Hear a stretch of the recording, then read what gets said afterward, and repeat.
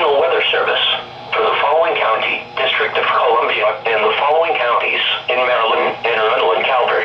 Coastal flood warning in effect until 6 a.m. Monday.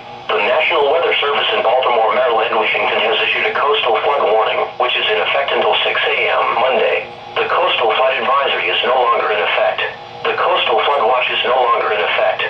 Tidal anomaly, 1 to 2 feet above normal. Timing, near high tide through Sunday night. Expected impacts, moderate shoreline inundation. All tide heights are relative to mean low water. Time of high total tides are approximate to the nearest hour. Here are the times of the next high tides for a few locations from north to south on the Chesapeake Bay. Annapolis, United States Naval Academy, 4:25 p.m. and 4:50 a.m. Chesapeake Beach, 3:03 p.m. and 3:26 a.m.